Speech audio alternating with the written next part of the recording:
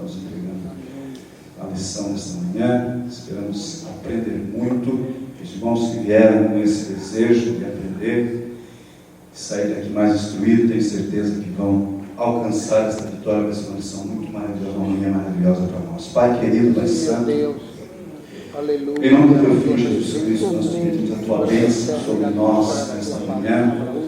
Estamos diante desta lição, a tua palavra, Pai, aprendendo sobre Neemias, a liderança de Neemias, o zelo que Neemias tinha pela tua casa, pelo sagrado, Pai. Pai, nesta manhã queremos que tu fale conosco, Pai, que possamos também ser tocados por este zelo, Pai, pelo compromisso que precisamos ter, Pai, diante daquilo que é nos colocado em nossas mãos para desenvolver na tua obra. Pai, aqueles que têm algum trabalho de liderança na tua igreja, aqueles que pretendem, aqueles que querem, Pai, ou aqueles que desejam te servir no ministério da oração, ou, meu Pai querido, em todas as áreas da tua igreja, Pai, nós precisamos desse zelo, esse cuidado, Pai querido, ou com as coisas tuas, Pai. Nos ajude, nos abençoe nesta manhã, venha falar conosco. Esperamos que o teu Espírito Santo nos mova, Senhor, nosso coração, nos acendeie, nos ilumine, abençoando também a irmã Eliseu, Pai querido, em nome de Jesus eu te peço, amém, amém. Glória a Deus.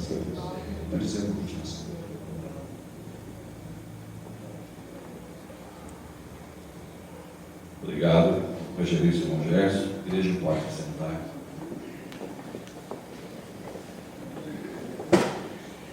Paz do Senhor, querida igreja, amém?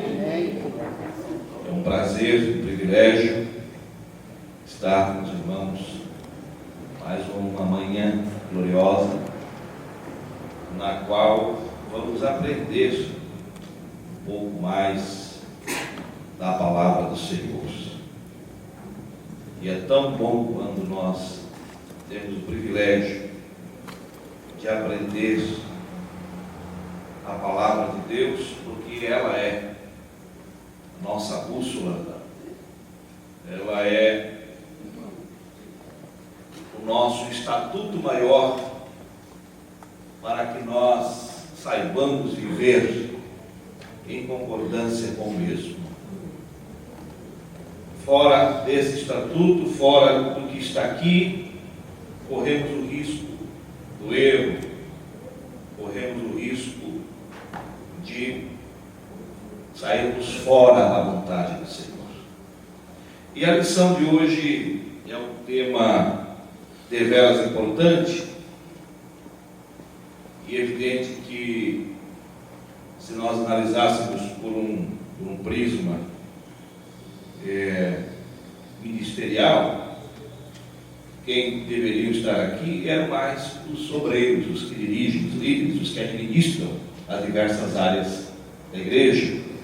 Haja vista o tema que fala sobre gestão na casa do Senhor. É um exercício ministerial na casa do Senhor, texto áureo os irmãos já leram, verdade prática, por ser um tema, de certa forma, polêmico e importante. Eu quero acompanhar com os irmãos na lição e concomitantemente também no material que está projetado na parede pelo Data Show. Então vamos começar com a própria introdução da lição e vamos fazendo esse paralelo.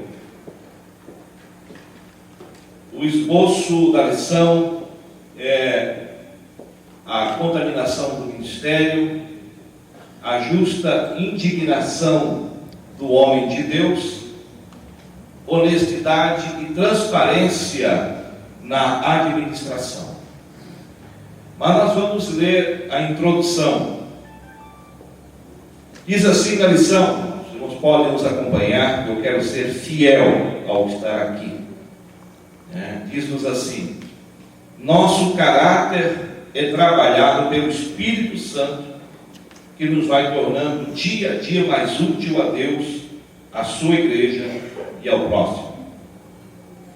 Infelizmente, há obreiros que, resistindo à voz do Espírito, agem como aqueles líderes judaicos que, apesar de haverem participado do avivamento em Jerusalém, não reverenciavam nem a Deus, nem a sua casa. Haja vista o que fez o sumo sacerdote Eliasib na ausência de Neemias. Ele deixou-se levar por interesses familiares e, abusando de suas prerrogativas, abriu guarida para que Tobias, o amonita, fizesse do santo templo a sua morada. No trato com as coisas divinas, devemos agir com muito temor e tremor, porque Deus não se deixa escarnecer. Amém, igreja? Amém. Bom, eu quero também ler um material de subsídio teológico, que também encontramos na lição do professor, para que os irmãos tenham um pouco de clareza sobre essa questão do primeiro tópico. Diz assim: outro abuso cometido quando Neemias se ausentou de Jerusalém está relacionado com os serviços do templo e uma adequada manutenção dos levitas e outros funcionários.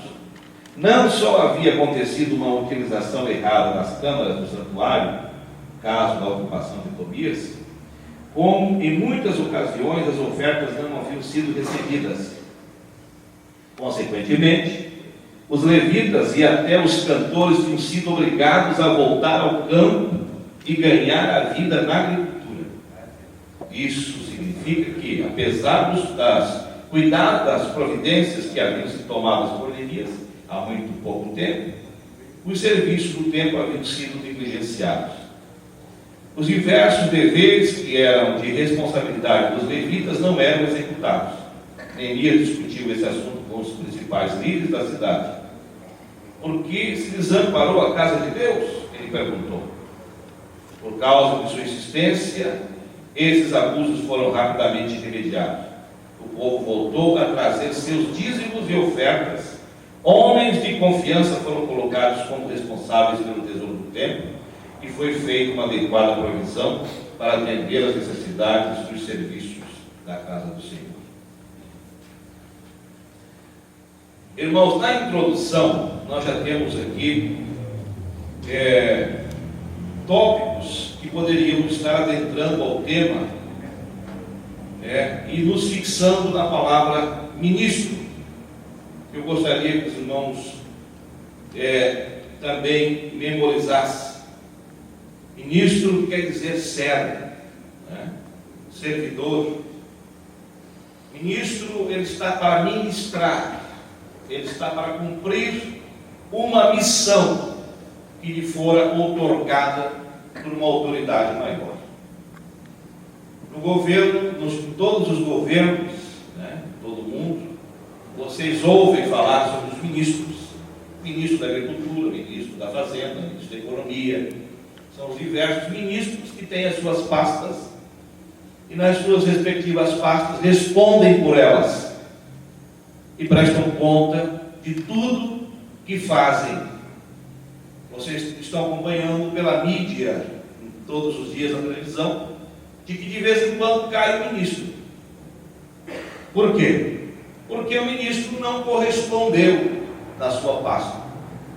Foi descuidado no cumprimento do dever.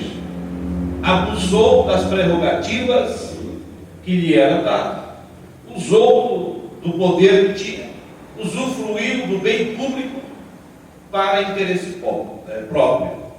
Vocês acompanham, não precisa nem dizer.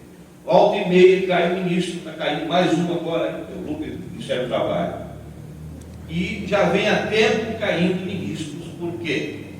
Porque a presidente, dessa forma, temos que elogiar, ela está atenta e quando há denúncias, ela procura checar as denúncias. E o ministro é afastado, porque como servo, como alguém que é servidora do povo, alguém que é servidor do povo, tem obrigação de ter compromisso no bom uso ética e moral do dinheiro público. E também é assim na casa do Senhor. É uma questão de gestão. E aqui diz que e alguns abusando de suas prerrogativas, né? Ali diz ali, e abusando de suas prerrogativas, abriu guarida para que Tobias, o amonita, fizesse do santo templo a sua morada. Evidente que era uma prerrogativa naquele momento do Eliasibe. Por quê? Porque Neemias, depois de 12 anos, irmãos, nós já vimos nas lições anteriores, quando ele começou o processo de transformação, desde o momento que ele saiu da frente do rei Artaxerxes, se preparou para isso, convenceu o rei, orou, e Deus permitiu que ele fosse reconstruir os muros de Jerusalém, que ele fosse retomar todo aquele processo de reconstrução de Jerusalém. Ele conseguiu essa prerrogativa e conseguiu inclusive a autoridade maior do rei, que o nomeou governador naquele momento, para que ele fosse responsável e tivesse autoridade sobre todos, para poder cumprir o propósito que havia no seu coração e também nos desígnios do rei. Depois de 12 anos de trabalho, de preparação, de luta, e tudo o que nós acompanhamos pela palavra, já nas lições anteriores, os irmãos já conhecem pela palavra, da reparação do templo, a forte oposição que ele teve dos seus inimigos, dos Sanbalates, dos Tobias da vida, e todos que agora, os Tobias que aparecem de novo no cenário, mas no passado foi oposição declarada contra Neemias, fez enfrentamento por ser samaritano, e ele era um amonita, né? Mas tinha um grupo de samaritanos, inclusive Tobias, que era amonita, também fez oposição a Neemias, tendendo a confundi-lo no seu trabalho maior, que era a reconstrução do templo. E nesse momento volta ao cenário, quando Neemias, por determinação legal e por exigência do rei, pediu um relatório do que ele havia feito nesses 12 anos. E ele então deixou Jerusalém, o ambiente onde ele estava governando, e voltou para estar diante do rei. E segundo a palavra de historiadores, ele ficou 1 ano fora. E por esse período de 1 ano, enquanto ele esteve fora, as coisas começaram a acontecer. É evidente que quando viaja o estadista, fica evidente responsável quem está numa esfera de poder mais próximo. Como Eliasibe tinha essa missão de cuidar das câmaras e cuidar do templo em geral, evidentemente que ele tinha essa prerrogativa de também fazer aquilo que também era de sua competência e tinha no seu entendimento alguns direitos.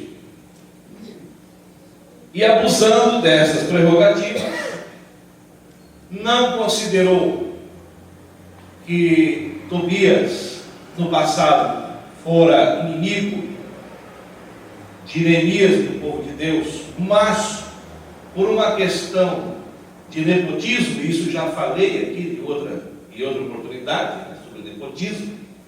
Nepotismo não é uma palavra que nasceu dentro da política, não. Nepotismo nasceu dentro da igreja, no tempo, na Idade Média, quando os papas que não eram casados, evidentemente, e quando a igreja se vinculou ao Estado, como ele não tinha como nomear seus filhos, ele nomeava os seus sobrinhos nos diversos empregos do poder do Estado. A palavra nepos do latim quer dizer sobrinho, nepotismo, sobrinho do Papa. Você pode pegar o Aurélio e olhar e você vai encontrar essa expressão, ou a Wikipédia na internet, que o nepotismo tem essa origem dentro do próprio segmento religioso. Então, por uma questão de nepotismo, porque Tobias e Eliasibe tinha uma relação familiar, por causa de um casamento na família, parentes, evidentemente nessa aliança familiar, gerou, de certa forma, essa imprudência dele permitir que Tobias se infiltrasse na casa do Senhor e desprezasse o que era mais importante. E Tobias, irmãos, tinha uma característica muito perigosa, porque Tobias ele era manipulador. Ele já era manipulador quando era oposição declarada a Neemias, quando na reconstrução dos muros. Ele era, tanto era oposição, como ele era manipulador. Ele manipulava o povo contra o Neemias e os seus irmãos, tentando desestimular para o projeto que havia sido instituído. E o espírito de manipulação é algo realmente perigoso que se instala na igreja, às vezes, trazendo para a nossa realidade. O espírito de manipulação é aquele espírito corporativo que se infiltra dentro do segmento da igreja. Pessoas se infiltram ou pelo poder de uma maioria, ou por um poder de influência, e manipula o líder e conduz de alguma forma, as chamadas eminências pardas no governo. Existe isso. Quem conhece bem a economia e governo sabe que as chamadas eminências pardas é que mandam nos bastidores. Irmão Vânia, foi deputado 2 vezes, sabe o que é eminência parda? É uma pessoa que não tem o título, evidentemente, como ele não é o governador, mas ele manda mais do que o governador, porque é o homem mais próximo da pessoa do governador, do deputado ou do presidente da república, e é uma pessoa que vai no ouvido do governador e diz: não, isso não faz, o presidente não faz, isso faz. É a pessoa que ele ouve, que ele manipula, ou ele tem alguma coisa, ou algum comprometimento pessoal, ou por razões familiares, ou por razões econômicas, ou por razões de corrupção, que tem nas mãos o seu superior. Então essa eminência parda acaba manipulando o poder dessa forma, como Tobias tentou fazer e fez, e convenceu Eliasib a tirar todo o material, a desocupar o local onde deveria ser, onde era o depósito, onde se guardava os dízimos, do trigo, de todas as colheitas, conforme já lemos na palavra do Senhor. Aqui diz que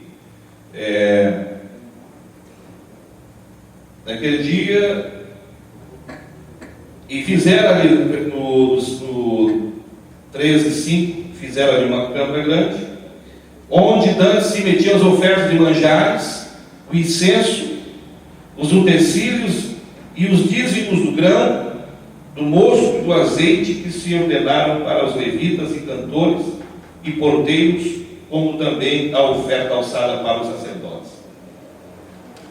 Conseguiu mudar um status quo dominante que já vinha de longos anos, desde o tempo de Salomão, desde os tempos ídolos. Profanar o sagrado de forma estúpida. Era um ambiente como se fosse a tesouraria do templo. Como se transformasse a tesouraria num ambiente onde o amigo do Eliasib ia dominar, ia conduzir, como dizendo para Tobias, Tobias dizendo para Eliasib: olha, mais importante do que isso aqui é só vocês. Vocês é que são importantes, vocês é que têm que ganhar bem, vocês é que têm que ter mordomia, vocês que são os sumos sacerdotes, que estão mais próximos, o resto não precisa, porque se faltar alguma coisa, mas eles que vão se virar. E tanto isso que aconteceu, porque quando o povo percebeu de que havia acontecido esse episódio, o povo fechou a mão, deixou de trazer o dízimo à casa do Senhor, O povo se afastou porque os levitas e os demais tiveram que plantar, tiveram que voltar a trabalhar no dia a dia para se manter, porque havia um conluio, havia de certa forma, um domínio na casa do Senhor. Isso chama-se conluio. E eles dominavam entre si, se achavam entre si, como que diz, tomamos o poder, nós vamos usufruir do poder e o resto é o resto. Quem não for contra nós, quem for contra nós, vamos ter que nos enfrentar. Como Neemias estava fora, evidentemente a liderança mais forte, que tinha compromisso com Deus e com a justiça social e de Deus, não pôde agir, não estava ali, evidentemente, na ausência do líder, eles tomaram conta. E de certa forma isso criou um caos muito grande, porque o povo que antes havia passado por aquele avivamento, nós falamos isso na lição anterior, inclusive foi eu que falei na lição, quando o povo leu a lei, ficavam o dia inteiro lendo a lei, choraram, prantearam, rasgaram as suas vestes, houve um avivamento, e o povo estava de novo no fervor espiritual. A igreja, vamos trazer isso para os nossos dias, a igreja estava avivada, estava cheia do poder de Deus. Mas quando a igreja percebeu aquilo, quando eles perceberam aquilo, que havia uma má administração, uma má gestão e um conluio e prerrogativas erradas dentro do templo, o povo fechou as mãos. Por isso Malaquias, inclusive, teve que entrar em ação, onde entra a questão do dízimo. Ele teve que fazer o discurso e gritar, dizer: trazei os dízimos à casa do Senhor, para que ela se encha, porque ninguém mais trazia, abandonaram. Não vamos levar nada para lá, porque a coisa está bagunçada. Perderam o respeito ao sagrado, há uma manipulação, há um grupo que manda lá dentro e faz o que eles, e é feito o que eles querem. Deus foi se afastando daquele ambiente, e o povo, consequentemente, também se afastou. E a liderança também se afastou, porque teve que, inclusive, cuidar da sua vida. Cada um foi cuidar, cada um dos obreiros disse: olha, isso está bagunçado assim, eu vou para outro lugar, eu vou fazer alguma coisa, vou fazer algo de Deus do outro jeito, eu vou me manter, porque já vi que está dominado. E quando Neemias achou governador naquele momento, para que ele fosse responsável e tivesse autoridade sobre todos, para poder cumprir o propósito que havia no seu coração e também nos desígnios do rei.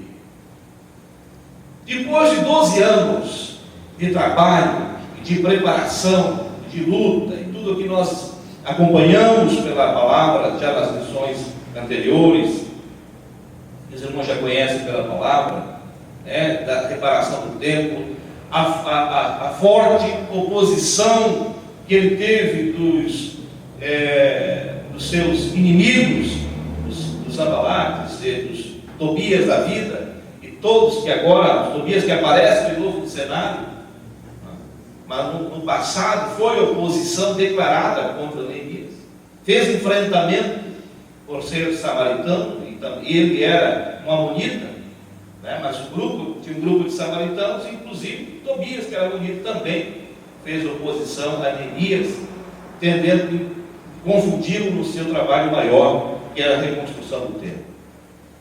E nesse momento volta ao cenário, quando Neemias, por determinação legal e por exigência do rei, pediu um relatório do que ele havia feito nesses 12 anos. E ele então deixou Jerusalém, o ambiente onde ele estava governando, e voltou para estar diante do rei. E segundo a palavra de historiadores, ele ficou 1 ano fora. E por esse período de 1 ano, enquanto ele esteve fora, as coisas começaram a acontecer. É evidente que quando viaja o estadista, fica evidente responsável quem está com a esfera de poder mais próxima. Como Eliasib tinha essa missão de cuidar das câmaras e cuidar do templo em geral, evidentemente que ele tinha essa prerrogativa de também fazer aquilo que também era de sua competência e tinha, no seu entendimento, alguns direitos. E abusando dessas prerrogativas, não considerou que Tobias, no passado, fora inimigo de Neemias, do povo de Deus, mas por uma questão de nepotismo, e isso já falei aqui em outra oportunidade, né, sobre nepotismo. Nepotismo não é uma palavra que nasceu dentro da política, não. O nepotismo nasceu dentro da igreja, no tempo, na Idade Média, quando os papas que não eram casados, evidentemente, e quando a igreja se vinculou ao Estado, como ele não tinha como nomear seus filhos, ele nomeava os seus sobrinhos nos diversos empregos do poder do Estado. A palavra nepos, do latim, quer dizer sobrinho, nepotismo, sobrinho do Papa. Você pode pegar o Aurélio e olhar e você vai encontrar essa expressão, ou a Wikipédia na internet, que o nepotismo tem essa origem dentro do próprio segmento religioso. Então, por uma questão de nepotismo, porque Tobias e Eliasibe tinham uma relação familiar, por causa de um casamento na família, parentes, evidentemente, nessa aliança familiar, gerou, de certa forma, essa imprudência dele permitir que Tobias se infiltrasse na casa do Senhor e desprezasse o que era mais importante. E Tobias, irmãos, tinha uma característica muito perigosa, porque Tobias ele era manipulador. Ele já era manipulador quando era oposição declarada a Neemias, quando na reconstrução dos muros. Ele era, tanto era oposição, como ele era manipulador. Ele manipulava o povo contra o Neemias e os seus irmãos, tentando desestimular para o projeto que havia sido instituído. E o espírito de manipulação é algo realmente perigoso que se instala na igreja, às vezes, trazendo para a nossa realidade. O espírito de manipulação é aquele espírito corporativo que se infiltra dentro do segmento da igreja. Pessoas se infiltram ou pelo poder de uma maioria, ou por um poder de influência, e manipula o líder e conduz de alguma forma, né, as chamadas eminências pardas no governo. Existe isso. Quem conhece bem economia e governo sabe que as chamadas eminências pardas é que mandam nos bastidores. Irmão Vânia, foi deputado 2 vezes, sabe o que é eminência parda? É uma pessoa que não tem o título, evidentemente, como ele não é o governador, mas ele manda mais do que o governador, porque é o homem mais próximo da pessoa, do governador, do deputado, ou do presidente da República, que é uma pessoa que vai no ouvido do governador e diz: não, isso não faz, o presidente não faz, isso faz. É a pessoa que ele ouve, que ele manipula, ou ele tem alguma coisa, ou algum comprometimento pessoal, ou por razões familiares, ou por razões econômicas, né? Ou por razões de corrupção, que tem nas mãos o seu superior. Então essa eminência parda acaba manipulando o poder dessa forma, como Tobias tentou fazer e fez, né? Que convenceu Eliasibe a tirar todo o material, a desocupar o local onde deveria ser, onde era o depósito, onde se guardava os dízimos, né, do trigo, de todas as colheitas, conforme já lemos na palavra do Senhor, né? Aqui diz que naquele dia, e fizeram ali no 13:5, fizeram ali uma câmara grande, onde dantes se metiam as ofertas de manjares, o incenso, os utensílios e os dízimos do grão, do mosto e do azeite que se ordenaram para os levitas e cantores e porteiros, como também a oferta alçada para os sacerdotes. Conseguiu mudar um status quo dominante que já vinha de longos anos, desde o tempo de Salomão, desde os tempos ídolos. Profanar o sagrado de forma estúpida. Era um ambiente como se fosse a tesouraria do templo. Como se transformasse a tesouraria num ambiente onde o amigo do Eliasib ia dominar, ia conduzir, como dizendo para Tobias, Tobias dizendo para Eliasib: olha, mais importante do que isso aqui é só vocês. Vocês é que são importantes, vocês é que têm que ganhar bem, vocês é que têm que ter mordomia, vocês que são os sumos sacerdotes, que estão mais próximos, o resto não precisa, porque se faltar alguma coisa, mas eles que vão se virar. E tanto isso que aconteceu, porque quando o povo percebeu de que havia acontecido esse episódio, o povo fechou a mão, deixou de trazer o dízimo à casa do Senhor. O povo se afastou porque os levitas e os demais tiveram que plantar, tiveram que voltar a trabalhar no dia a dia para se manter, porque havia um conluio, havia de certa forma um domínio na casa do Senhor, isso chama-se conluio. E eles dominavam entre si, se achavam entre si, como que eles: tomamos o poder, nós vamos usufruir do poder, e o resto é o resto. Quem não for contra nós, quem for contra nós, vamos ter que nos enfrentar.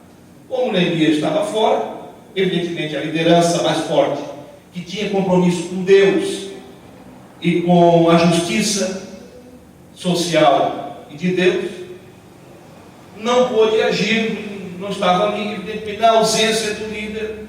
Eles tomaram conta.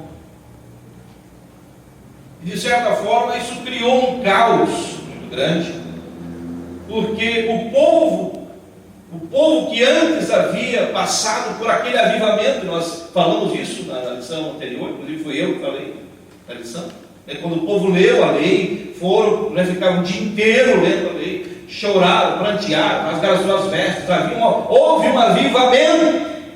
E o povo estava de novo no fervor espiritual. A igreja, vamos trazer isso para os nossos dias, a igreja estava avivada, estava cheia do poder de Deus. Mas quando a igreja percebeu aquilo, quando eles perceberam aquilo, que havia uma má administração, uma má gestão e um conluio e prerrogativas erradas dentro do templo, o povo fechou as mãos. Por isso Malaquias, inclusive, teve que entrar em ação, onde entra a questão do dízimo. Ele teve que fazer o discurso e gritar, dizer: trazei os dízimos à casa do Senhor, para que ela se encha, porque ninguém mais trazia, abandonaram. Não vamos levar nada para lá, porque a coisa está bagunçada. Perderam o respeito ao sagrado, há uma manipulação, há um grupo que manda lá dentro e faz o que é feito o que eles querem.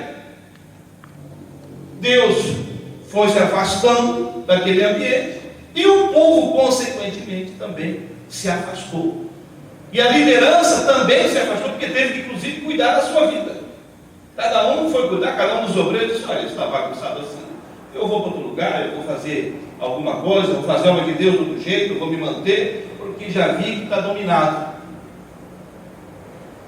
E quando Neemias soube, Mama Karine, pode falar. O do Eliseu, Malaquias foi contemporâneo daqueles dias, né? Sim. E saiu a profecia do exatamente, por isso ele conclamou, e é onde surge esse texto, né, de Malaquias, conclamando o povo para que voltasse a trazer o dízimo, porque o povo havia desistido da ideia do dízimo. Não dou mais dízimo. Nessa bagunça que está aí, eu não dou mais dízimo. Não tem mais comando, não tem mais gestão. Tudo aquilo que nós aprendemos com Neemias foi por terra. Nós passamos por um avivamento. Deus falou no nosso meio, nos orientou para que vêssemos segundo a palavra. Inclusive o inimigo estava no comando, né? Não, pior do que isso, o inimigo e um manipulador que se utilizava do espírito de Jezabel, que é o espírito de manipulação. E é o pior espírito que se implanta na igreja.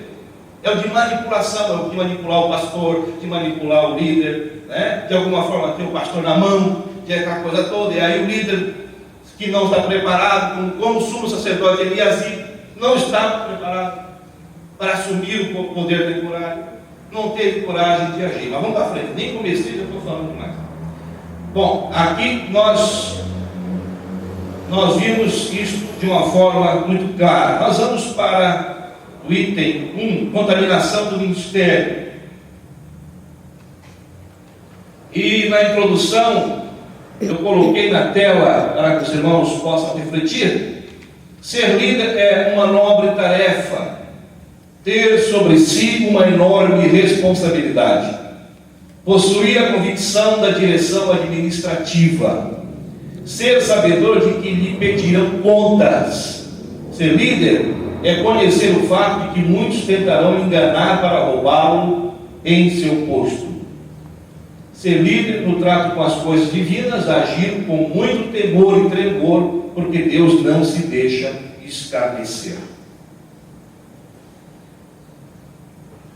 O sacerdote aparentado com ímpio, diz o título 1, após o grande avivamento ocorrido em Jerusalém, coisas estranhas passaram a acontecer no Santo Templo.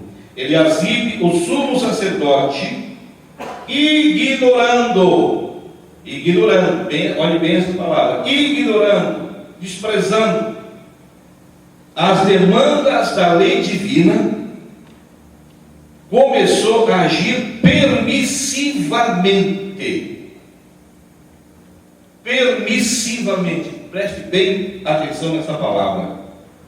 Em relação à administração da casa de Deus. Tudo começou quando ele aparentou-se com a família de Tobias. Portanto, se nos associarmos ao mundo, em breve estaremos descartando a ética cristã como algo de menos importância em nossa vida. Assim perderemos nossas propriedades de luz do mundo e sal da terra.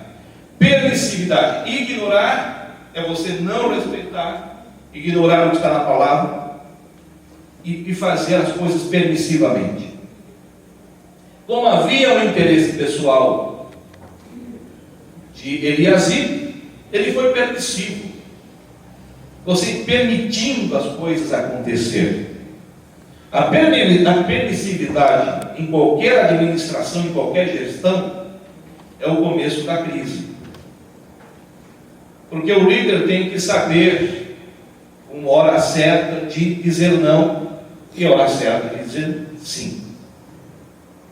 O líder tem que perceber que quando ele está vendo que algo está errado na casa do Senhor, na obra do Senhor, ele tem que dar o cartão vermelho. Pare.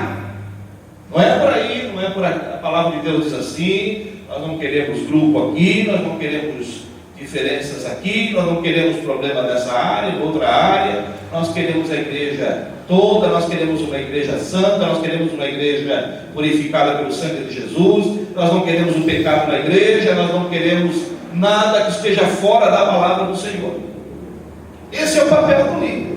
Ele tem que saber a hora certa de dizer não é por aqui, porque aí como Tobias era muito envolvente e fazia a cabeça de Eliasib, conseguiu deixar com que houvesse essa permissividade na casa do Senhor.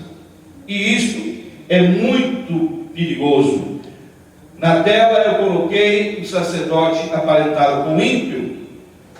Aparentar-se com ímpio, com Tobias, representava o apoio sobre uma falsa aliança de paz, a frouxidão no resistir ao erro e ao pecado, a desconstrução de tudo que Neemias e Esdras haviam edificado até ali, em termos de moral e conduta, o descaso para com a reverência e a santidade prescritas da lei divina, por fim, o sal tornando-se insípido para nada mais servindo. Os irmãos entenderam? Principalmente a desconstrução de tudo que Neemias e Esdras haviam construído. Tudo que havia sido feito por Neemias, todo aquele avivamento, aquela redescoberta, o povo estava realmente empolgado. A obra de Deus estava crescendo de uma forma vertiginosa, ascendente, geométrica e trigonométrica. De repente começa a acontecer esses problemas. Houve uma desconstrução. Alguém desconstruindo o que você construiu. Você imagina isso na sua vida? Na ausência de Neemias, Esdras não podia entrar em ação ali, ou ele não tinha força para... Que o Eliasibe era o sumo sacerdote. Exato, E evidentemente que num poder, num sistema teocrático, evidente que o poder religioso era dominante. Sacerdote era fazer papel de juiz. Então, pela nossa própria hoje legislação é assim. Se houver um impedimento legal no país, se faleceu o presidente da República e o vice não puder assumir por algum impedimento, assume o presidente da Câmara, ou então, e não poder o presidente da Câmara, assume o juiz, assume alguém do judiciário. Isso depende de Constituição para Constituição. E evidente, no regime teocrático, os sacerdotes estavam numa escala, depois do governador era ele. Evidentemente que ele dominava, conforme ele tinha poder. Esdras tinha, mas ele, de certo, não tinha naquele momento, sobre aquela área onde ele dominava, que era a Câmara, que era o templo, aquela jurisdição, não pôde interferir. E criou-se o caos que se instalou dessa forma. Mas a desconstrução é algo perigoso. Tudo aquilo que alguém constrói, aquilo que você faz, na sua vida você imagina, você preparar o seu trabalho, você é um professor, você é um profissional de qualquer área, você ensina, principalmente na área da pedagogia, vamos trabalhar com o professor. Aí você ensina uma coisa para o seu aluno, vem outro professor, diz e desfaz tudo aquilo que você ensinou. Quer dizer, é uma desconstrução. Então isso aconteceu também dessa forma. Tudo aquilo que foi feito com sacrifício, de Neemias e Esdras estava indo embora. E aí por isso Neemias teve que agir com muita força. Neemias teve que ser radical, porque não havia outra situação. Bom, nós vamos para frente. Privilégios abusivos, tópico 2. Eliasibe, usando sua influência de maneira profana, veio a beneficiar justamente o arco inimigo do povo de Deus. Alojou Tobias na dependência do Santo Templo, onde eram guardados os dízimos, as ofertas de manjares, o incenso e tecido do culto divino. O que leva um homem de Deus a agir dessa forma? Muito cuidado e vigilância. Fomos constituídos por Cristo para sermos o exemplo de santos, conforme recomenda Paulo a Timóteo. Ninguém despreze a tua mocidade, pelo contrário, torna-te padrão dos fiéis na palavra, no procedimento, no amor, na fé, na pureza. O apóstolo, nessa passagem, deixa bem claro ao jovem pastor que o homem de Deus deve ser em todas as coisas incorruptível. O homem de Deus, acima de tudo, ele tem que ser incorruptível. Ele não pode ceder à corrupção. O que coloco na tela? Privilégios abusivos. A que associação pode haver entre a luz e as trevas? O que poderia ter levado Tobias a ser introduzido onde mais fora combatido por Neemias? O que leva o líder a fazer da igreja de Cristo uma mercadoria para benefício próprio? O dia do Senhor esclarecerá todas as coisas. Amém, igreja? E a sinopse do tópico diz assim: Eliasibe, o sumo sacerdote, passou a agir com permissividade na administração da casa de Deus, conforme já falamos. Bom, tópico 2, justa indignação do homem de Deus.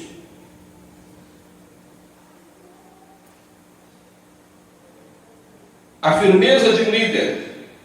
Quando Neemias retornou a Jerusalém, e compreendeu o mal que Eliasibe fizera ao povo de Deus para beneficiar Tobias, reagiu àquela situação com zelo e coragem, fazendo uso de sua autoridade, e lançou todos os móveis de Tobias fora da câmara do templo.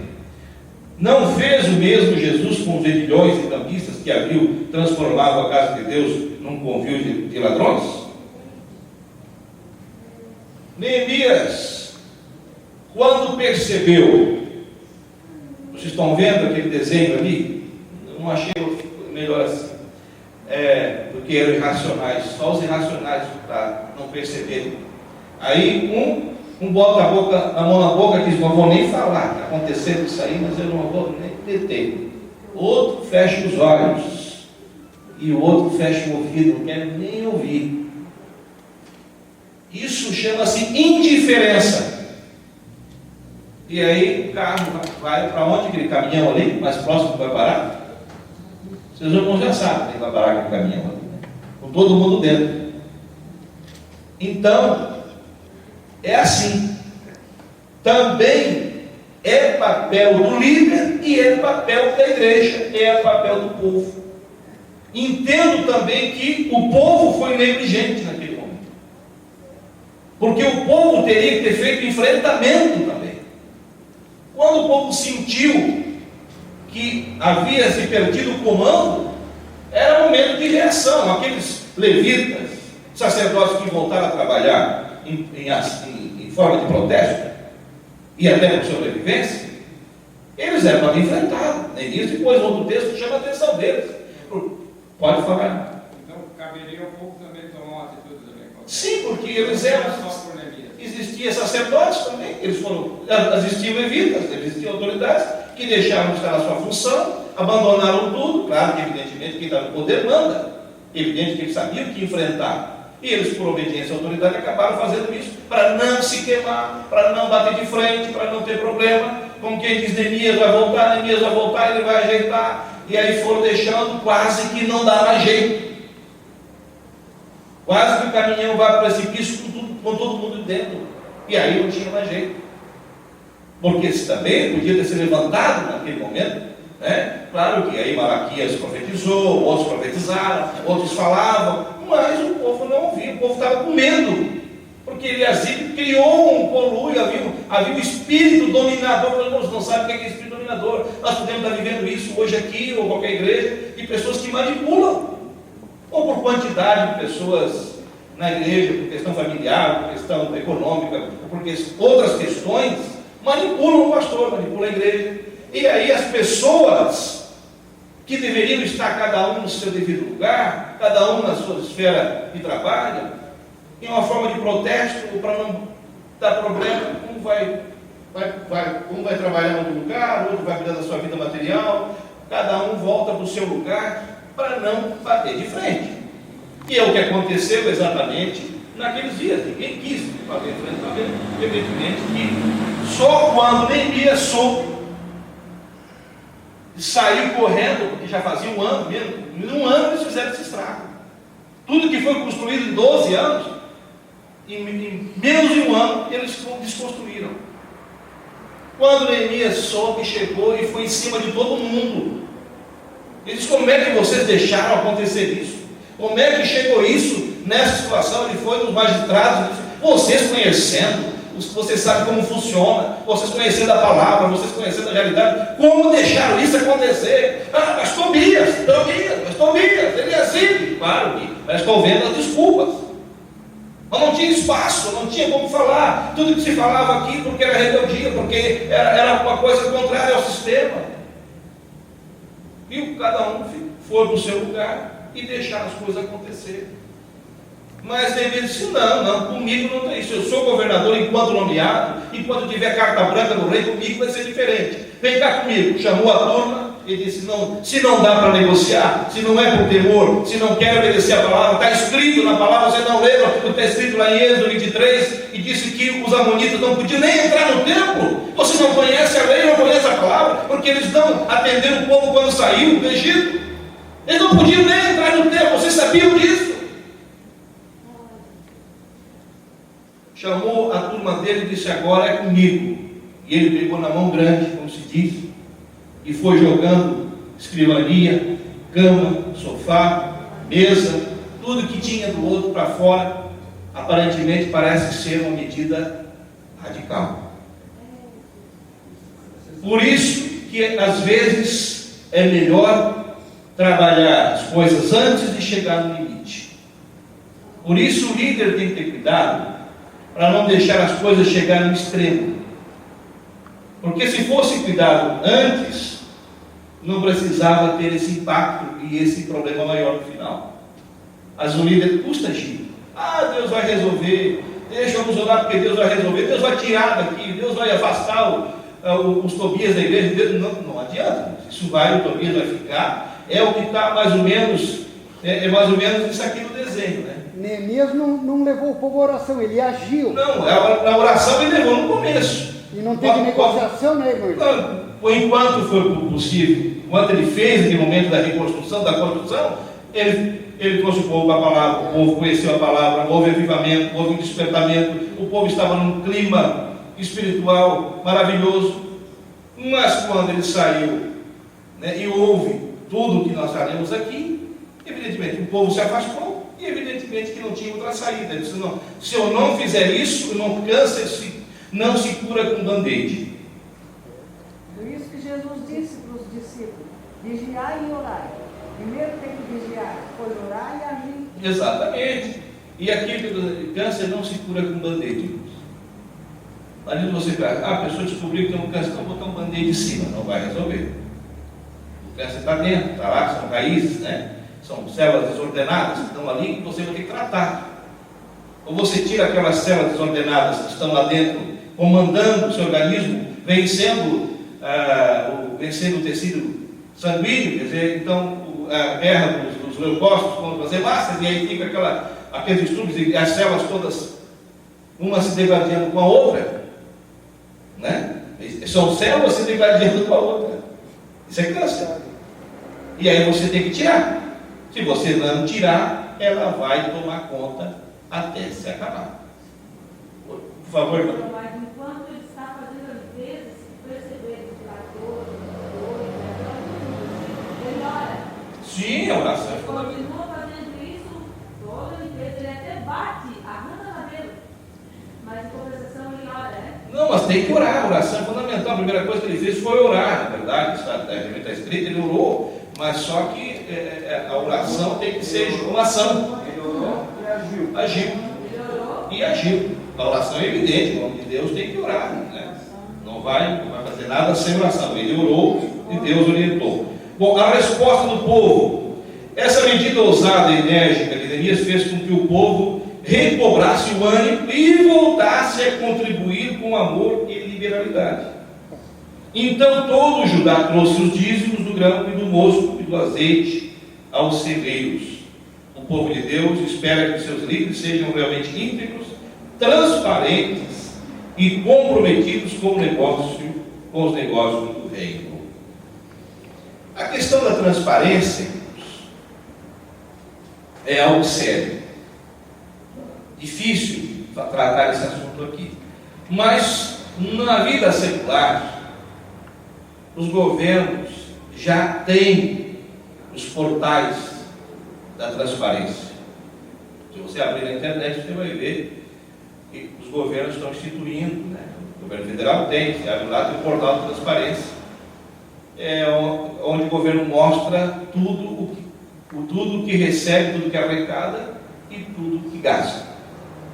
Evidentemente que é um pouco diferente da nossa realidade, ainda não estamos com formas objetivas e claras para fazer isso, né? Mas é algo necessário, né? Se nós quisermos realmente agir com fidelidade e com cuidado, a gestão tem que ser transparente. O povo tem que saber no que o líder está gastando dinheiro, no que ele está investindo, o que é prioridade no investimento da obra de Deus. Se está tratando com cuidado a questão do evangelismo, se está cuidando no cuidado com os templos, na recuperação dos templos, enfim, o bom uso e adequado do dinheiro da igreja, assim como também se cobra dos portais da transparência e se cobra dos governos, que aliás, os governos humanos, né, seculares, eles têm para fiscalizar o legislativo. Se é o prefeito, tem a Câmara de Vereadores. Se é o governo estadual, tem a Assembleia Legislativa. Se é o governo federal, tem a Câmara Federal e o Senado. E tem ainda o Ministério Público e Tribunal de Contas e mais a mídia, que é o quarto poder. Então, tudo isso para fiscalizar a ação do governo. E nós temos o quê? Nós temos a confiança e a fé. Então, se o líder não tiver transparência, é mais um que está no caminhãozinho, também levando o povo para o precipício. Então, a gestão na igreja, nas coisas de Deus, ela é fundamental, porque o nosso patrão é um só. Quando nós damos o dízimo para o Senhor. Nós trazemos o dízimo à casa do Senhor. Agora, se o sumo sacerdote for inconsequente, igual a Eliasibe, e deixar Tobias instalar ao redor dele, e manipular, e fazer o que aconteceu, evidentemente que o líder não será bem sucedido. E se o líder não tiver capacidade de fazer uma gestão transparente, onde a igreja perceba de que o dinheiro está bem aplicado para a obra do Senhor, o que acontece? O povo recolhe o dízimo. Não é assim? Eu tenho experiência, que nós vivemos isso no passado, não, mãe? Os mais antigos lembram, não vamos dizer aqui, citar nomes, o povo recolheu-se, né? Porque sentiu que a gestão não estava. Mas, irmão, lá fora, às vezes questiono isso, lá fora o ímpio tem as leis, mas não conhece a Deus. Nós temos as leis e conhecemos a Deus. Nós temos a lei que é a palavra de Deus, Exato, mas o temor de Deus, né? Exato. Isso que é mais importante. Exato. Por favor, irmão. Não, porque a questão, acho que a questão com relação à igreja, o compromisso é maior ainda. Maior ainda, Porque a evidentemente. questão de Deus, de conta. Sim, é maior ainda. Como eles lá não têm o temor de Deus, é obrigado a ter tudo isso para cuidar, né? E ainda mesmo assim eles dão um jeitinho. Dão um jeitinho de roubar. Agora aqui, tem que ser pelo temor de Deus. Se o pastor, se o obreiro, se o líder não tiver temor de Deus, aí, irmãos, não tem que ser. Só Deus mesmo. Por isso que nós temos que orar para que Deus tenha sempre, que nós tenhamos sempre homens comprometidos com a palavra, que tenham o temor de Deus para que possa agir com transparência e com prudência na obra do Senhor. Bem, se tiver mais alguma pergunta, estamos aqui. É escola, né, irmãos? Não é culto, é uma escola. O que é que eu falo aqui? A resposta do povo. E ainda há quem queira passar a vida inteira enganando o povo de Deus. Porém, o Espírito do Senhor está conosco e nos dará inspiração para tomarmos as medidas certas, orando, jejuando e clamando ao Senhor da seara, que envie homens e mulheres comprometidos com a palavra de Deus. Amém, irmãos? É o que nós podemos fazer, né? E essa é a parte que nos toca, porque fora disso não tem como fazer. 3. O procedimento do líder cristão. O que nos ensina Neemias? Em primeiro lugar, que amemos a Deus e sejamos zelosos por suas coisas. Agindo assim, jamais toleraremos a corrupção e a desonestidade em nosso meio, pois fomos chamados por Deus para ser a luz do mundo e sal da terra. Que todos nos reconheçam, pois, por nossa elevada ética e pela irrepreensibilidade de nossa postura. Menos do que isso, é inaceitável. A semelhança de Neemias, jamais abusemos da autoridade que nos confiou o Senhor, mas hajamos com toda a sabedoria e prudência. A palavra sabedoria e prudência, elas estão muito bem relacionadas. A Bíblia diz que a prudência é a sabedoria dos santos. Evidentemente, se eu sou um homem prudente, eu sou sábio. Porque o homem prudente, ele enxerga de longe, ele tem uma visão diferenciada. Por isso Jesus disse: olhai primeiro, sede prudentes como uma serpente, que espreita, fica olhando, esperando a hora certa. A prudência gera a sabedoria, e a sabedoria gera a prudência, então ela é recíproca. Então, as duas coisas precisam caminhar juntos, porque a prudência é a sabedoria dos santos. Temos que perceber quando algo está errado. Esse sentimento o líder tem que ter, essa percepção pela prudência. Algo está acontecendo, a maneira gera. É necessário que o líder tenha esta sensibilidade e o respeito, né, com aqueles que estão ao seu redor. Cada um no seu devido lugar, que haja, na verdade, da parte do líder, esse discernimento, que cada coisa no seu devido lugar, e cada pessoa no seu devido lugar, sem inveja, sem emulações, sem ciúmes, a igreja vai ser cada vez mais abençoada. Tobias conseguiu convencer Eliasib de que mais importante era aquele grupinho. Tem mais, eles que vão se virar, eles que vão trabalhar lá fora, nós vamos ficar aqui, ó, eu já tomei conta aqui. Sim, mas esse aqui era o... Hoje nós estamos fazendo a coisa errada, de repente, Eliasib até pensou, só mentira, pensou, mas isso aqui é o sagrado? O mais sagrado és tu, isso é o perigo da bajulação.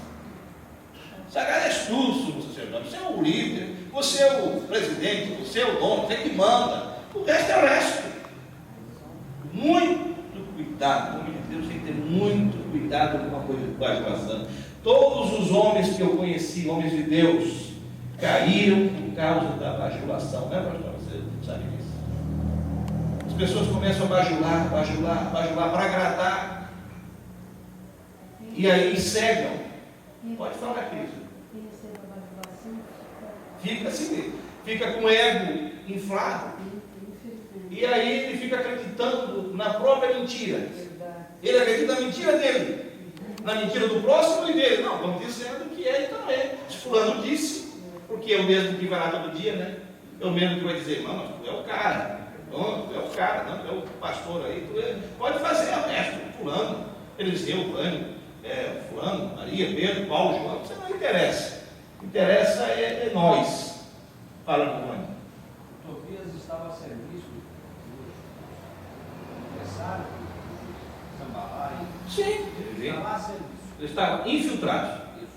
Era um agente secreto do mal, infiltrado ali, embora era judeu. Como é que vai dizer? Era judeu. Eliasib, quando se quer buscar justificativas para o erro, se acha, né? Então, evidentemente, quando alguém questionou, disseram os outros sacerdotes, como o povo havia esquecido, estava escrito lá em Deuteronômio 23, que os amonitas não podiam estar. Mas também Moisés foi radical. Naquele momento não era bem assim. Por que agora já passaram? Que está escrito também que tem que passar 10 gerações, já passou mais de 10 gerações. Ele já pode, porque a Bíblia diz que tem que ser, pelo menos até 10 gerações, não podia entrar, mas já passou 10, agora já dá para conceder. No passado, a família trabalhou contra mim, foram contra mim, mas agora também não é mais, já mudou, né? O cara foi meu inimigo, hoje é meu amigo, agora está do meu lado. Irmão Eliseu, três barras que derrubam o homem: barra de ouro, barra de saia e barra da fama. Uma carinha, melhor aluno da classe. Fala, irmão Vânia. Isso aí por atrás. Amém, Jesus. Aleluia. Vamos para frente. Esse é bom. Aleluia, Jesus. Bom, sinopse do tópico: Neemias retornou a Jerusalém e ficou indignado com o mal que a péssima administração de Eliasib fizeram ao povo de Deus. Indignação é uma palavra que eu gostaria que os irmãos refletissem. Uma vez um cidadão estava na Assembleia Legislativa e havia uma manifestação lá. Eu achei interessante a situação desse cidadão, que era uma reivindicação salarial, era algo muito forte. E o cidadão nervoso disse: nós temos que nos indignar. É a única saída, nós temos que nos indignar. Eu disse: o que esse cara quer dizer que indignar? Porque ele está nervoso. Mas no final eu comecei a refletir, era o único jeito.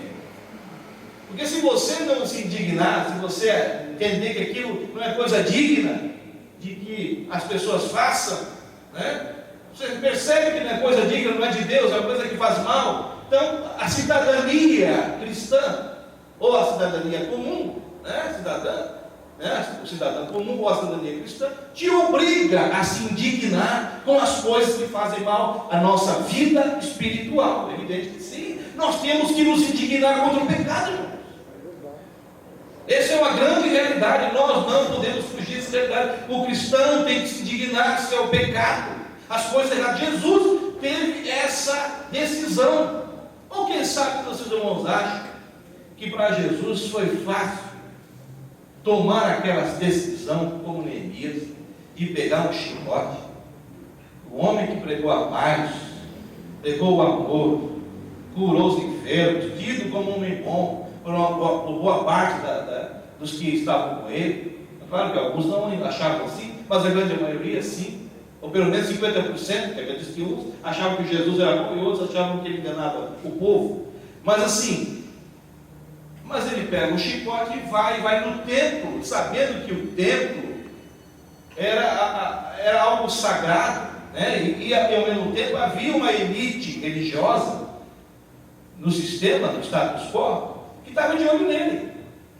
Ele teve que tomar uma decisão radical. Ele não, aqui eu vou entrar agora para o reino, não tem jeito, eu estou falando, eles não obedecem, eu vou pegar. Essa casa aqui não pode ser um local não pode ser covil de ladrão, de salteador, de negociadores que vêm para cá para negociar o tempo. Esta é a casa para adorarmos ao Senhor. E isso chama-se indignar-se. É não aceitar as coisas que fazem mal, a obra de Deus e as causas do reino.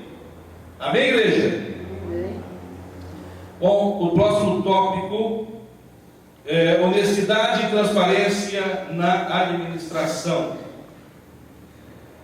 Com a justa indignação, no nome de Deus, eu coloquei no quadro: que líder sou eu? Só para a gente pensar. Procedimento do líder cristão. Que líder sou eu? Olha o dedinho de Deus ali, ó, sobre a gente. Somos embaixadores de Cristo, como se Deus estivesse fazendo o seu apelo por nosso intermédio. Irmãos, embaixador é uma palavra, é algo muito forte. Você representa o governo. O embaixador representa o governo no outro país. Ele responde pelo governo em qualquer momento. Ele é responsável pelos atos do governo, daquele governo que ele é cidadão em outro país. Nós somos cidadãos dos céus e embaixadores de Cristo aqui. E o dedo de Deus está assim para nós. E você que está fazendo aí? Está vendo? E você que está fazendo como embaixador aí no meu reino? Meu reino está aí, você é embaixador dele, o que você está fazendo? E aí é o momento da gente se questionar: que líder sou eu e que embaixador sou eu? Talvez sejamos daqueles que preferimos ir embora para casa e trabalhar na vida secular, não se envolver, não vou ver, não quero ouvir, não quero falar, sou mudo e surdo, aprendi a fazer isso, cego, mudo e surdo, e não é isso que Deus quer. Honestidade e transparência na administração. A razão da necessidade dos recursos financeiros da igreja: do Senhor é a terra e a sua plenitude, bem como o mundo e todos os seus habitantes. Mas não podemos ignorar que a expansão do seu reino demanda investimentos humanos e materiais. Ou seja, na expansão do Evangelho até os confins da terra, precisamos de recursos financeiros. O próprio Jesus e os apóstolos deles necessitavam. Todavia, não podemos esquecer que, na administração de tais recursos, temos de agir com fidelidade e transparência. Transparência, já falei para os irmãos sobre a questão da transparência, tanto na vida secular como na nossa vida. Mas uma das coisas que eu acho interessante, e é verdade, nós temos que dar a nossa contribuição, temos que ser dizimistas, temos que contribuir com a causa do Senhor, não por causa do pastor, não por causa das pessoas em si, mas por causa do ministério. O pastor tem que viver, os obreiros levitas, todos viviam do sagrado. Está na lei de Moisés, e evidentemente Evidentemente, o apóstolo Paulo, o Evangelho também diz que quem prega o Evangelho, viva o Evangelho. Então, é nossa competência e responsabilidade ajudar para que o ministério prossiga, que a obra de Deus avance com recursos, inclusive para a evangelização, para fazermos a obra de Deus. Às vezes, pecamos em estratégias. Entendo que eu sempre disse e continuo dizendo, se eu fosse um gestor na obra de uma igreja, 10% era para a obra social. Isso é um sentimento que eu disse uma vez para o pastor Marcelino, que já me disse, pastor, eu tinha um sentimento que se desse 10% para a obra social, do dízimo, tudo que entra, Deus ia abençoar muito mais, porque a igreja ia ver isso. A igreja ia ver o resultado imediato. Você ajudando o próximo, né, o necessitado, ou um trabalho de inclusão social. Aí, deliberadamente, o povo ia querer ajudar mais. É uma estratégia, inclusive, para que a roda gire mais rápido. Porque, evidentemente, que todos vão contribuir. Mas eles contribuiriam muito mais se vissem um resultado maior na evangelização, no atendimento ao excluído, às causas sociais, aos necessitados da igreja, como a Bíblia manda fazer. Não sou eu, a Bíblia manda fazer. E que isso fosse feito de uma forma mais efusiva. Então, Eliseu dispensaria essas bolsas para trazer para a igreja? Sim, criaria um sistema onde, olha, X% é para o social, um fundo social que vai gerir esse problema. Vai ter alguém, como a Bíblia instituiu, diácono, Estevão cuidava disso. Né? Foi instituído o diácono que ele administrava esse recurso. Evidentemente, isso não geraria problema para o pastor, porque, né, para os líderes, porque alguém estaria nessa área, trabalhando efetivamente, e evidentemente, volto a dizer, é necessário que o líder tenha esta sensibilidade e o respeito, né, com aqueles que estão ao seu redor.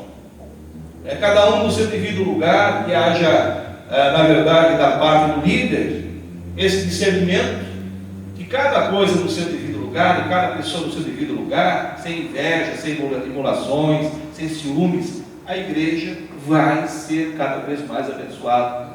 Tobias conseguiu convencer Eliasib de que o mais importante era aquele grupinho. Tem mais.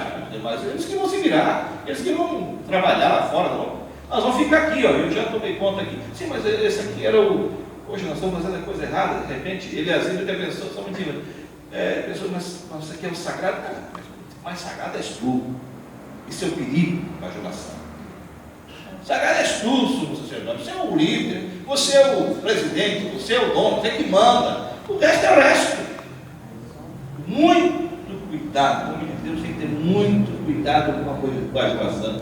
Todos os homens que eu conheci, homens de Deus, caíram por causa da bajulação. Não é, pastor? Você sabe disso. As pessoas começam a bajular para agradar. E aí cegam. Pode falar, Cris. Fica assim, fica com o ego inflado. E aí ele fica acreditando na própria mentira. Ele acredita na mentira dele, na mentira do próximo e dele. Não, estamos dizendo que ele também. Se fulano disse, porque é o mesmo que vai lá todo dia, né? É o mesmo que vai dizer, não, tu é o cara. Não, tu é o cara, não, tu é o pastor aí. Pode fazer o resto, fulano, Eliseu, fulano, Maria, Pedro, Paulo, João. Você não interessa.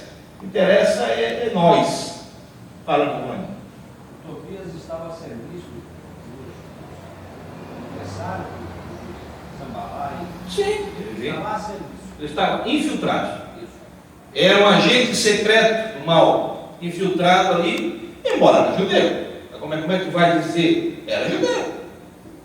Eliasib, quando se quer buscar justificativas para o erro, se acha, né?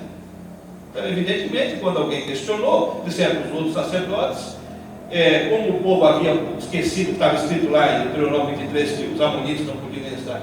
Mas também Moisés foi radical. Naquele momento não era bem assim. Por que agora já passaram? Porque está escrito também que tem que passar 10 gerações, já passou mais de 10 gerações. Ele já pode, porque a Bíblia diz que tem que ser, pelo menos até 10 gerações, não podia entrar, mas já passou 10, agora já dá para conceder. No passado, a família trabalhou contra mim, foram contra mim, mas agora também não é mais, já mudou. Né? O cara foi meu inimigo, hoje é meu amigo, agora está do meu lado. Irmão Eliseu, três barras que derrubam o homem: barra de ouro, barra de saia e barra da fama. Toma, Macarinho, melhor aluno da classe. Fala, irmão Vânia. Isso aí foi para outro lado. Amém, Jesus. Vamos para frente. Esse é bom. Aleluia, Jesus. Bom, sinopse do tópico: Neemias retornou a Jerusalém e ficou indignado com o mal que a péssima administração de Eliasib fizeram ao povo de Deus. Indignação é uma palavra que eu gostaria que os irmãos refletissem. Uma vez um cidadão estava na Assembleia Legislativa e havia uma manifestação lá. Eu achei interessante a situação desse cidadão, que era uma reivindicação salarial, era algo muito forte. E o cidadão nervoso disse: nós temos que nos indignar. É a única saída, nós temos que nos indignar. Eu disse: o que esse cara quer dizer que indignar? Porque ele está nervoso. Mas no final eu comecei a refletir, era o único jeito. Porque se você não se indignar, se você entender que aquilo não é coisa digna de que as pessoas façam, né? Você percebe que não é coisa digna, não é de Deus, é uma coisa que faz mal. Então, a cidadania cristã, ou a cidadania comum, né? O cidadão comum ou a cidadania cristã, te obriga a se indignar com as coisas que fazem mal à nossa vida espiritual. É evidente que sim, nós temos que nos indignar contra o pecado, irmão. Essa é uma grande realidade, nós não podemos fugir dessa realidade. O cristão tem que se indignar se é o pecado, as coisas erradas. Jesus teve essa decisão. Ou quem sabe vocês irmãos acham que para Jesus foi fácil tomar aquela decisão, como Neemias, de pegar um chicote?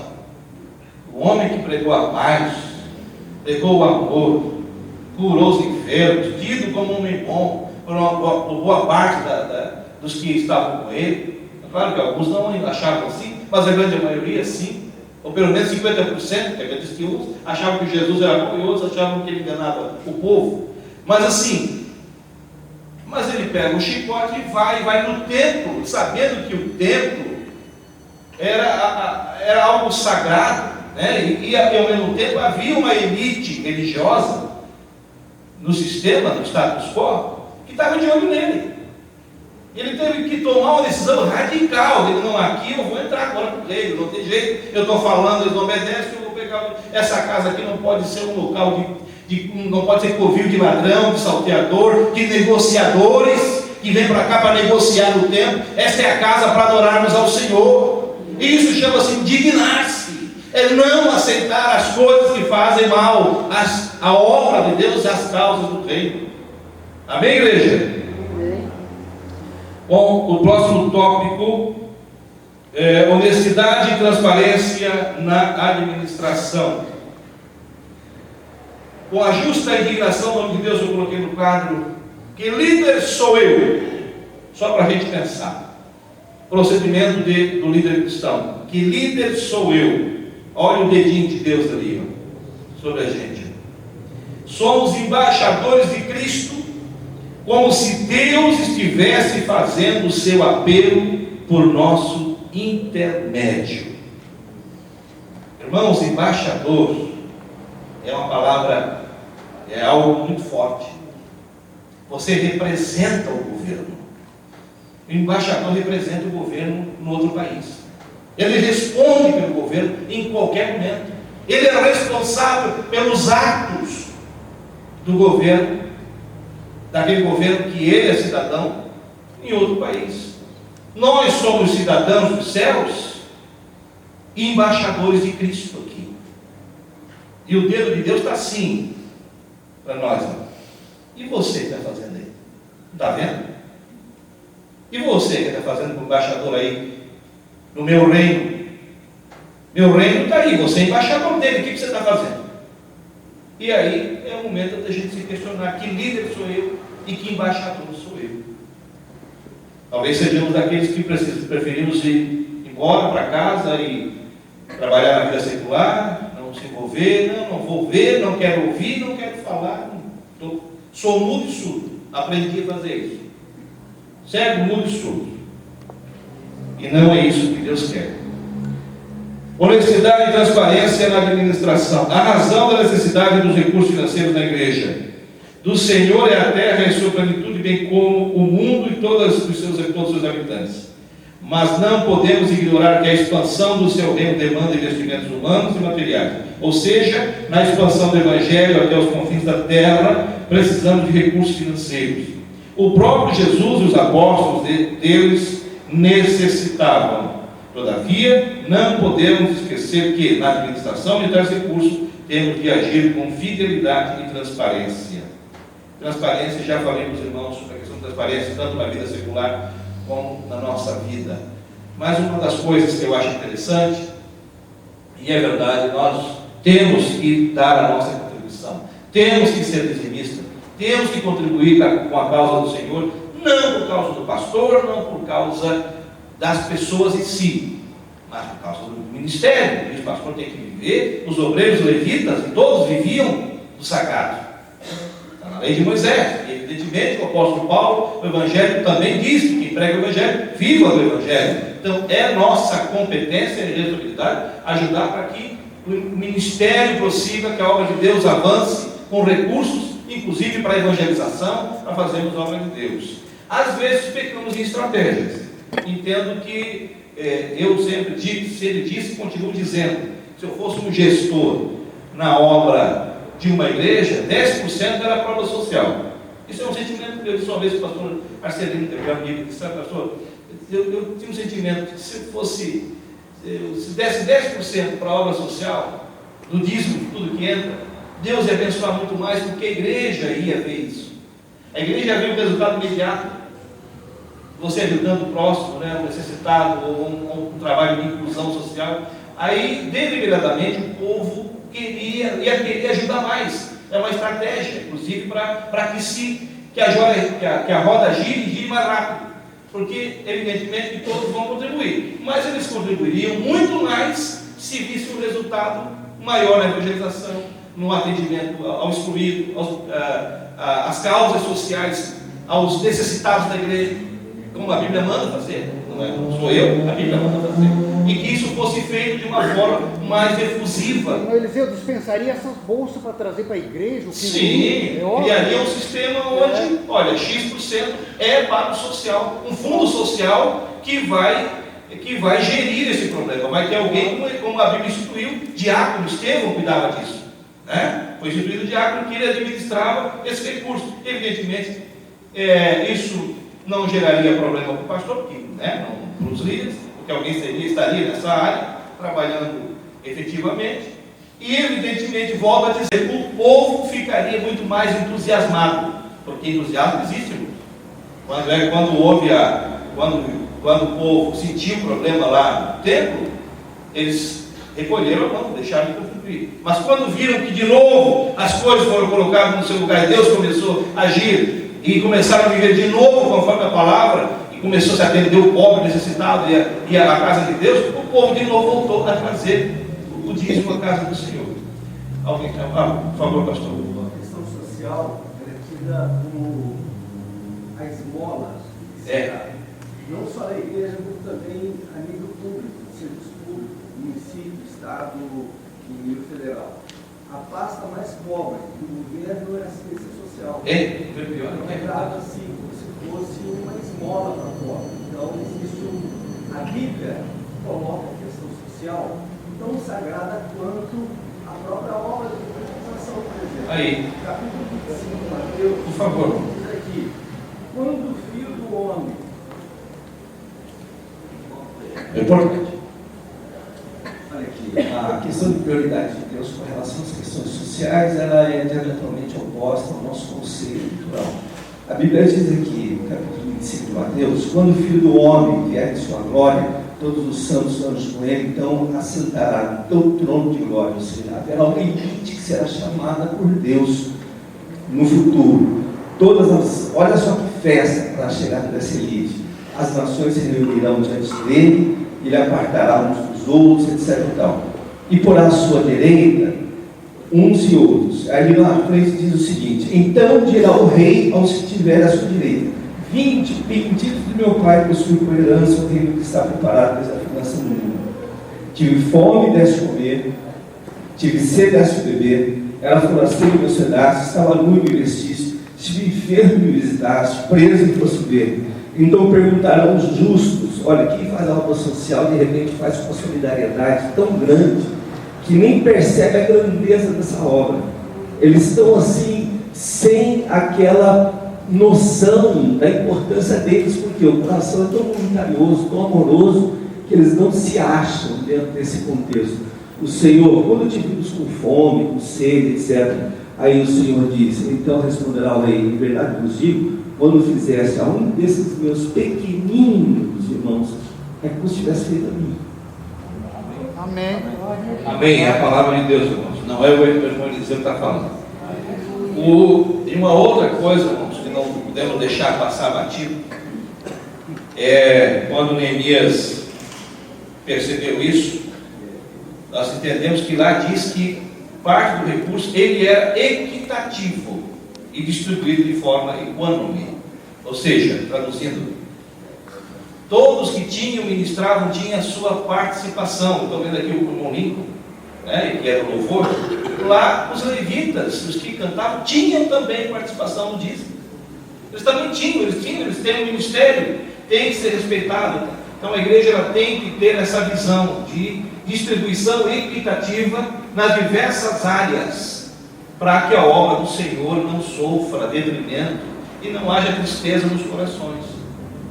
Poder não pode ser centralizado, tem que ser descentralizado, para que a obra de Deus prossiga, avante. É assim que a Bíblia nos ensina, que cada um receba conforme o que está chamado, o que está escrito. Bom, zelo pelos recursos, já estamos finalizando, o horário passou, minha telinha, vamos ver o que tem aqui. Vou tirar fora isso aqui também, vou correr mais um pouquinho. Tira fora Chaplin, tira fora isso aqui, vamos mais uma, tirar tudo isso aqui. Mas assim: honra o Senhor, honra o Senhor com os teus haveres e com as primícias de todos os teus proventos, então teus celeiros terão farto trigo, tuas tinas transbordarão de vinho novo. Amém? Porque Deus ama ao que dá com alegria. Honestidade e transparência da administração. Há pelo menos 3 fontes principais de entrada de recursos na Igreja de Cristo: dízimo, ofertas e convênios. Em todos os casos, requer-se muita honestidade e transparência na administração dos recursos, sob pena de perda da salvação, inclusive.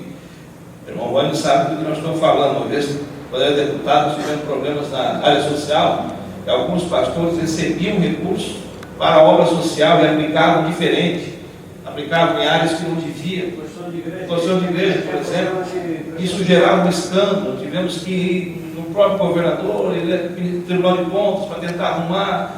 Aí, como crente, parece, meu Deus, tinha que ser um exemplo, né? Mas, quer dizer, o uso indevido dos recursos públicos para fins indevidos que não estão dentro da legislação. Bom, zelo pelos recursos da igreja. A liderança, com frequência, vem acompanhada de bênçãos materiais, com elas a tentação. Aí vem a tentação de esquecermos de Deus, de esquecermos os seus princípios, de confundirmos ativismo com devoção. Quando a igreja, na sua totalidade, seguir os padrões políticos seculares do jeitinho, será o tempo de olhar para o alto, pois a fé se esfriou e a redenção se aproxima. Não podemos confundir ativismo. Não, eu estou fazendo do meu jeito.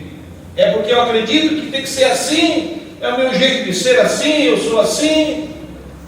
É o meu jeito, eu sou ativista, eu sou idealista, tem que ser do meu jeito. Isso não é devoção. Não confunda ativismo com devoção.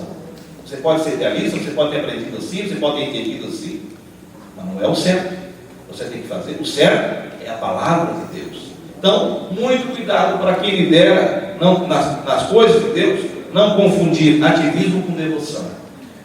Finalmente, conclusão,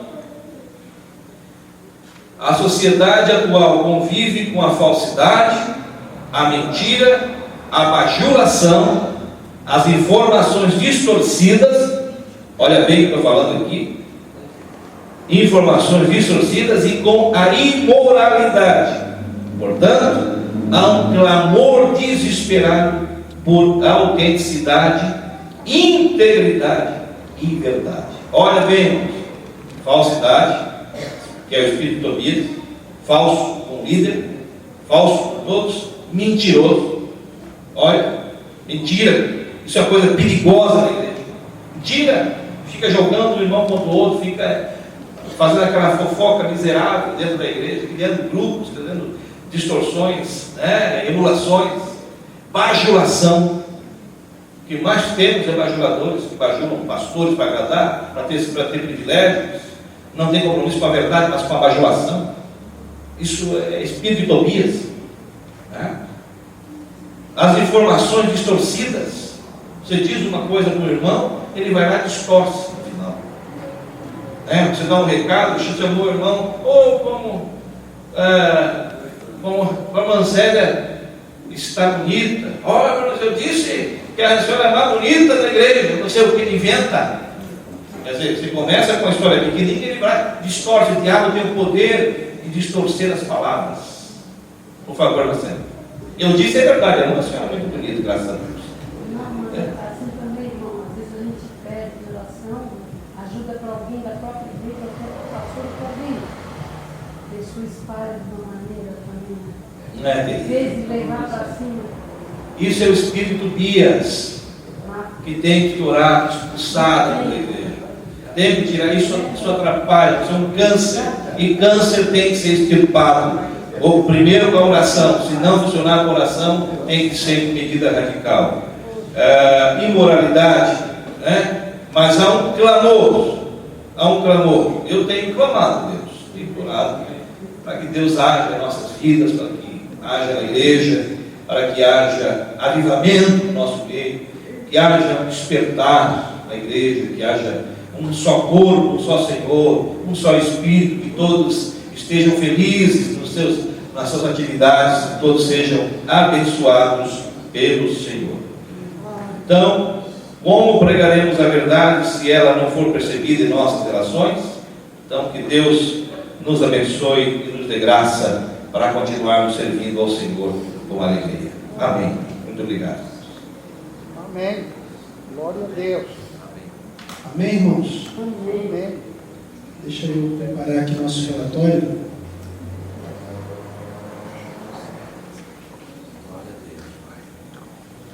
Nós estamos no mês de dezembro. Deixa eu só preparar aqui rapidamente. Já começamos o relatório e a apresentação das classes.